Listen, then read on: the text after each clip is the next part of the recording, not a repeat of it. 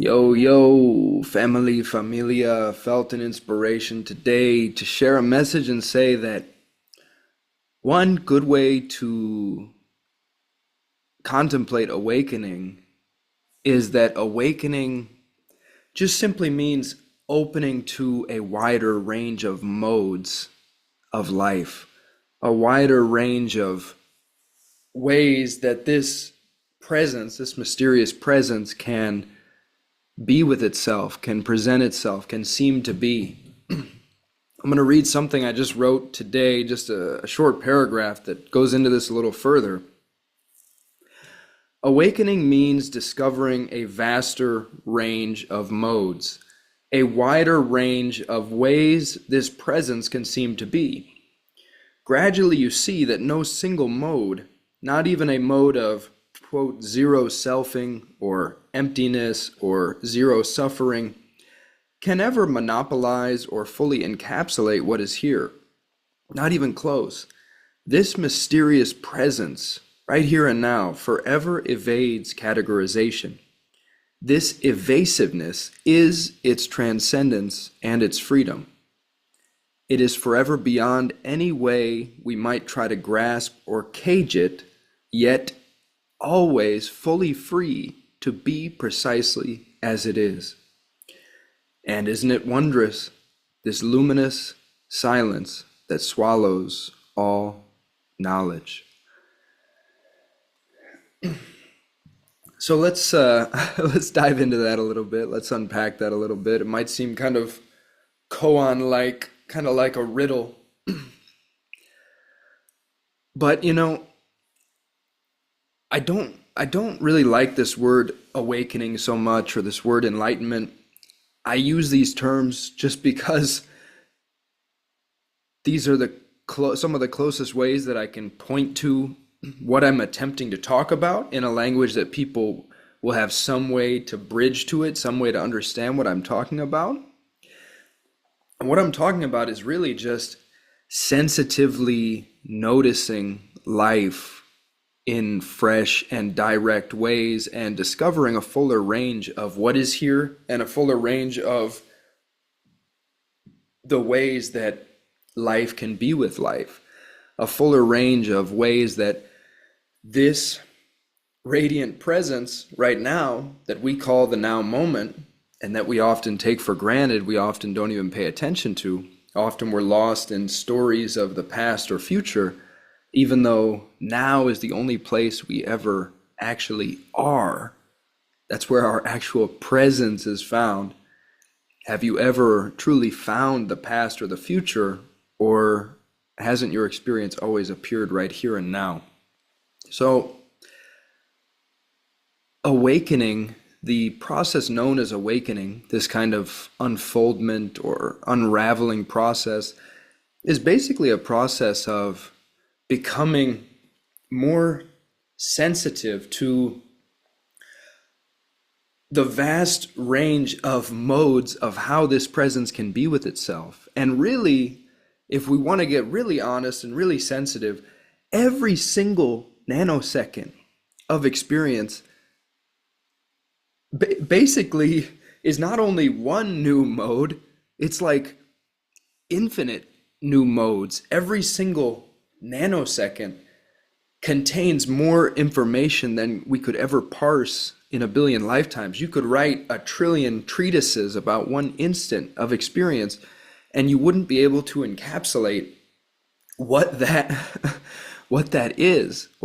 There's a literal bottomless infinity of artistry and detail and pixelation, strangeness, and dimensionality present in every moment. Like, it's very hard to talk about this stuff, but we're in this wavy wonderland of pure strangeness, and every instant contains non-finite dimensionality, numberless possible angles and perspectives and subtle modes and subtle energies, subtle vibes, subtle flavors, subtle ways of this being what it is, or ways that it can seem to be with itself.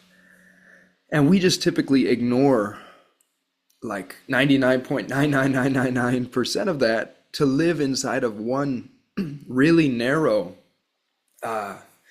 conceptual frame that says, oh yeah, my name's Jordan, ho hum, I'm this little monkey living on a rock inside a vast universe. This is just life. I know what life is. It's basically a never-ending to-do list, and I just need to do all this stuff and check all these boxes, and maybe someday I'll be successful or I'll be worthy or something. You know, this is pretty close to the default story that huge numbers of people seem to be living inside of. And really all that non-duality or awakening is pointing to, or what, in my opinion, the best and most skillful teachers and teachings are pointing to, is that this right now, this now moment, is vastly beyond what any story is holding it to be. And the invitation is basically just check it out. Check it out. Look closely at it. Get drunk on its strangeness. Look very closely at any detail. I mean, I'm looking very closely at the curtain, just a curtain, what you would normally call a curtain hanging here in this room. And I'm looking closely at the texture of that. And I'm befuddled. I'm bedazzled. There's a universe of detail within the simple texture of a curtain. You know, we generally completely overlook this. So in a sense, awakening could be seen as sensitivity training, or just opening to dimensions of sensitivity that you had never realized were there, which allow you to apprehend present experience in a vaster range of modes. And then it's literally endless how the unfolding into more and more modes and angles and subtleties and textures and flavors. It's never ending. I don't care if you're Ramana Maharshi or Nisargadatta. Every moment of your experience is fresh and new. Every moment of your experience is a fully fresh revelation, never seen before, never to be seen again. And there are fresh flavors and modes and angles and subtleties. You've never stepped in the same house twice. You've never stepped in the same forest twice. You've never seen the same person twice. You know, these are pointers. These are ways I can gesture toward fresh ways of seeing this now moment. Of course, you can see this. You can also see this now moment through the mode of, oh yeah, I've seen all this before. Humdrum, ho hum. This is just my house in the burbs, and I recognize all this. This is my toothbrush, yada, yada, yada. I'm just doing my thing. I know all this. Yeah, you can exist in that mode, and that's fine. And it's just, the message is just that that's not the only mode available. And there's like literally limitless other modes available, other textures, other angles, other possibilities, other lenses. And no single one of these lenses or perspectives, even the most exalted, non-dual, Advaita, emptiness, absolute, ultimate, supreme, beneficent, even those kinds of angles and modes can never fully encapsulate what is here. Because again, this moment, even paradoxically, the totality is right here, the totality of what is. We never come in contact with anything other than this fullness of presence right here and now. Everything we ever know appears and dances in and as this presence here and now, whether you want to call it matter or spirit or human or transhuman, personal, impersonal. Have you ever stepped outside of presence? And yet, fascinatingly, no single perspective or mode or angle or dimension or context or lens that you could apply to this can ever pin it down, can ever get a full handle on it. There is no handle. There's no handle. It's free falling through itself. It's slip sliding through itself in a profound sense. The indescribability is baked in. The ineffability is baked in. This is an intrinsic quality of what is here, near as I can tell, check it out for yourself. Maybe I'm overlooking something and it is possible to fit the ocean in a film canister of a linguistic structure, but I don't think so. I don't think so. I'm sorry, hardcore Christians, I love Christ, but I would say that includes the Bible as well. The Bible contains profound wisdom, but to believe that you could compress the totality of the super ocean of just this simple presence with all of its miraculous, ever-shifting detail into any structure whatsoever, into any container, any symbolic container, this is a fool's errand, I would say. Fool's gold. We don't really want the menu, we want the meal. It's hard to sink my teeth into a description of a cheeseburger. I want to sink my teeth into an actual cheeseburger, with many thanks and blessings to the animals that give their lives for meals like that to be possible. We don't want the map, we want the territory. It's staring at a map of China isn't nearly as cool as being in China and being bowled over by the astounding novelty all around. And the message, the invitation here is it's a simple suggestion that this wondrousness, this miraculousness, this texturedness is all around us all the time. Profound novelty is around us at all times, pretending to be our, boring, ho-hum, ordinary, everyday lives. And so, yeah, again, in a profound sense, every moment is a revelation. Every moment is a great awakening. Any way this seems to be is a revelation of another way that this can seem to be with itself. Whether it's atheism or postmodernism or psychedelic capitalism or ancient shamanic mysticism or, neo-tribal magic, these are all valid ways that this presence can play and explore itself and pretend to crystallize into these different modes or philosophies or schools of thought. And yet it never actually freezes, it never actually crystallizes, it never actually stops moving. In a profound sense, if you look closely, everything has this subtle vibratory quality, this buzzing, this morphingness, this shifting, this aliveness. This is especially clear if you're like walking through a forest or something. Nothing stops moving. But even if you're sitting very still in meditation, it's entirely possible and not that hard to notice that there's still all sorts of movement continuously happening. You're hearing sounds, you're feeling the buzzing aliveness ever shifting within the body. There's the energy of thought, etherically, subtly dancing through the thought space. There's what appears to be infinitely fine-grained, unpatterned patternedness of light dancing in the space you'd usually think of as behind your eyelids.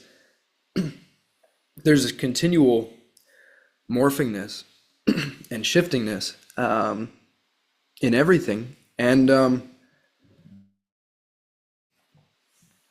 basically the suggestion is that through getting curious about naked experience, letting yourself be with experience as a pure mystery, saying, maybe I don't actually know what this is. Let me just spend some time being seduced by the raw, naked texture of what is here, this textural presence, this voluptuous godness, God body, whatever you want to call it. Words can't say what it is. So, use whatever frames resonate with you, whether they be more secular or spiritual flavored. The suggestion here is that they're referring to the same thing. They're just different modes, different ways of being with this presence. And the suggestion is that when you explore this vaster range of modes of what is here, you can discover some very liberating possibilities. You can discover a possibility of, for example, primarily rooting your life in what you can really know for sure, which is very, very little. Rooting your life in what you actually know for sure, which is just the intimacy of this immediate presence showing up exactly as it is, without being able to say anything final or accurate, fully accurate about what it is or what is here. You can discover a possibility of resting as this mystery here and now without claiming to know that there is a whole big wide world of problems out there that really is in desperate need of you to put your superhero cape on and rise to your fullest potential and become something way beyond what you ever thought you could become to save it. That's a lot of pressure to put on yourself. That's a valid mode. That's a valid way of being with the presence, but you don't have to be with it in that mode or any mode. And you can discover this kind of space, you could say a space that holds all the stories, that holds the knowing and the unknowing, that holds the form and the emptiness.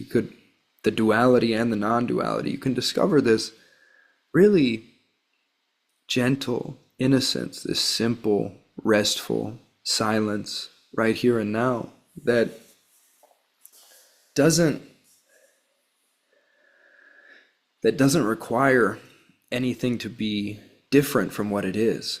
And, discovering that and rooting your life more so in just this primal fact of this here, fully free to be as it is, not being able to be pinned down by any condition or requirement or conjecture or concept.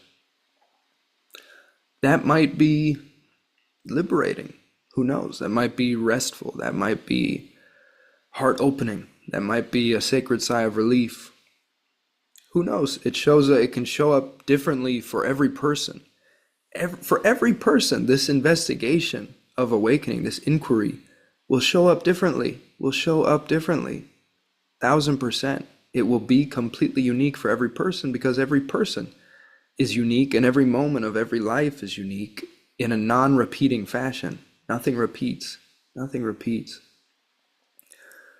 So, you can check it out and see what it's like for you if you like. You can just play with life and discover a fuller range of the ways life can be with life. You can discover, if you want, the many psychic and astral and strange psychedelic dimensions of how this can present to itself, if that's something that fascinates you. But you don't have to go there. You don't have to go to the supernova mystical flashbang grenades of the most astonishing dissolution or pop-out experiences or God union experiences. Those types of experiences can happen, and they can be incredibly cool and revealing. They can reveal new ways that this can be with this. And yet, the suggestion here is that even these most exalted, even these most seemingly world-melting peak experiences cannot fully encapsulate or contain what is here.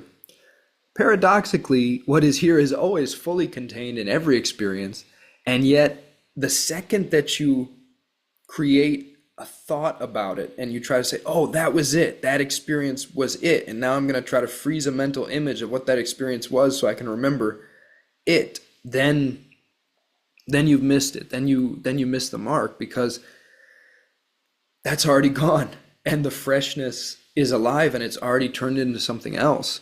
And so it's this never-ending engagement, this never-ending open invitation to just be with immediate experience intimately and perhaps without words, if you like, can be a good way to be with it. And words are not a problem. Words are miraculous too. But letting go of descriptions can be a really helpful way to experiment with this, to play with this, because we've been so deeply indoctrinated into describability. We've been so deeply indoctrinated into an idea that the world is describable and that these descriptions really hold weight and hold water and they really pin this down and say what this is. And that is perhaps the largest obstacle to opening to a vaster range of modes and discovering the playfulness and curiosity of this inquiry, the joy, the potential lightness and freedom of this inquiry. A lot of it is found as this notion of describability starts to loosen up. You start to loosen up and let go of the vice grip on interpretation and story. All the interpretations and stories can still be there. They can be fully honored and included as sacred poetry. Our human journeys, the perspective of these sacramental human journeys can be fully honored, fully included as sacred sacramental poetry, can be felt by the heart as pure love. I mean, the pure love of relationality, looking into my daughter's eyes and playing together, hugging my wife, none of that has to go away. No, not at all. There's some strange kind of teachings out there that make it sound like everything needs to be sacrificed and the price of truth is everything, as I think Jed McKenna has melodramatically put it. And no, that's just not the case. It's not the case. Doesn't have to be. Maybe that's some people's experience, but that doesn't sound like a trip that I really want to latch onto and an assumption I want to make. Oh yeah, I deeply believe that I'm going to need to burn everything in my life down to see freedom and peace. No, as Peter Brown would say, you can have your cake and eat it too in this investigation. Nothing needs to be negated. Everything is fully included in this miraculous shining forth of nowness, this miraculous apparition of nowness. Everything's fully included in whatever this is that's here. I don't know what it is. It's an astonishing mystery.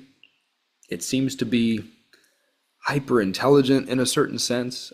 Otherwise, I don't know how these words are coming out of my mouth, how my heart's beating, how everything is being orchestrated and everything fits together in such a picturesque, unimaginable fashion. It seems to have these intrinsic qualities of wholeness, all-embracingness, juiciness, playfulness, innocence, love, rest. And these qualities, these other modes, these other sides of the numberless-sided polyhedron of reality, they're all right here now, they're all available, and they all begin to become available as we loosen the vice grip on belief and structuralization, conceptualization, stories, as we just give wordlessness a chance, as we just play a bit with like, okay, what would it be like to be a toddler again and not know any words, be an infant, just be gawking around like, wow. We let ourselves explore other modes, other ways of being with this. And again, every moment of life is an explosion of a non-finite, fresh number of modes and angles and dimensions. Every moment is a revelation. And yeah, we can notice that if we like, and we can open to that investigation. We can open to the unburdening that investigation can bring about. We can open to the weightlessness, the lightness that investigation can reveal, which can be really, really helpful after a lifetime of carrying around a big load of stories that says, oh, I know what this life is and it's really hard and I've got to do all this and I'm not enough and I suck. It's nice to start setting those down, taking those stories less seriously. I'm not saying that all suffering is going to go away. No, I don't say that. this could look like anything. There are some people who say there's more suffering after awakening. Robert Salzman says that. I think Ken Wilber once said, hurts more, bothers you less. So it can show up differently for everybody. It will show up differently for everybody. Some people say they transcended most or all of their suffering. I don't think I've met any actual people who make that claim. It seems like it's much more common for, pain to remain. Human life is painful. And I don't think we'd really want it to be otherwise. I wouldn't want to vacuum suck all the pain out of existence.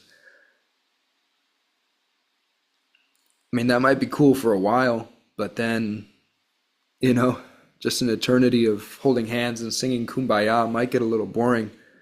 The pain medicine, it adds dimensionality, it adds texture to the canvas, like this fascinating artwork behind me that I conjured with Midjourney.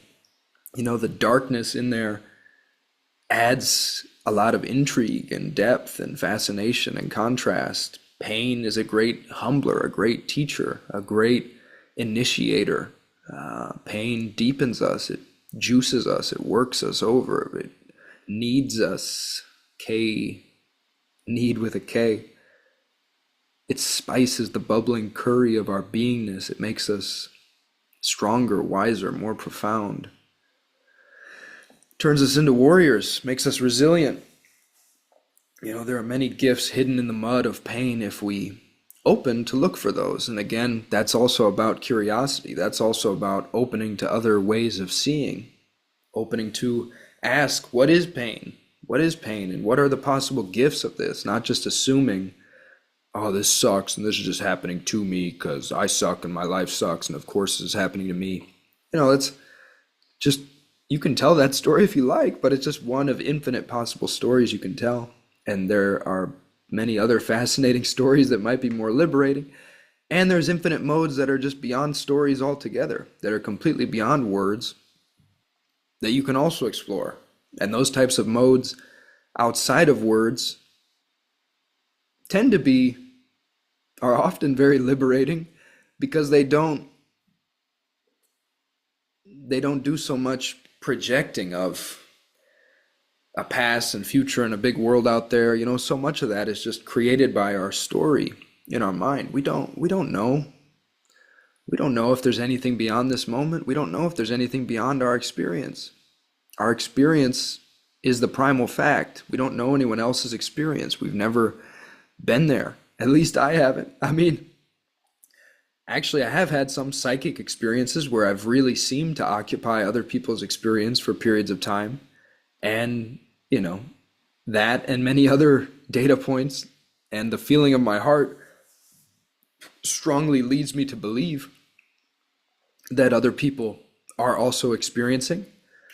And yet I can also admit that I don't know that in any final or fixed sense, and I don't know what their experience is. And so, learning to just be with the primal fact of what can be known for sure, which is this here now, and just noticing that nothing really needs to be added or subtracted from this here nowness. Can you feel that? Can you let yourself feel the way in which this shows up as a completeness? Nothing truly blocking anything else, everything going together. Can you feel and trust in a deeper harmony that's playing out? Can you observe this harmony in the way that the moment is shining forth as this fullness of all the sense fields with nothing blocking anything else? Can you feel how this is not a problem until you define it as one? Can you feel that fundamental okayness, that silence, that rest, that simple freedom, that simple love of the heart